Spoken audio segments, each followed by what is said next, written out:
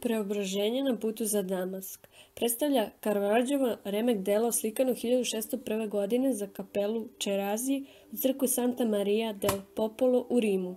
Na slici je predstavljen trenutak kada je Savle, koji je posle preobraženja ponet ime Pavle, pao sa konja, pošto mu se ukazala svetlost sa neba i pošto je čuo glas Božji. Raširenih ruku, on leži na zemlji i njegovo telo dijagonalno ispruženo u dubini pod uglom od 45 stepeni primorava posmatrača da iskrivi vrat i okrene glavu kako bi pogledao u oči palog vojnika i video da su zatvorene.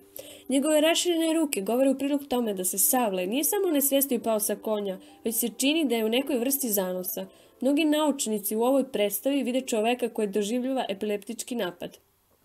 Caravaggio u svom maniru predstavljaju i nadprirodnu svetlost, pojačavajući njen efekat bogatim namazom boje.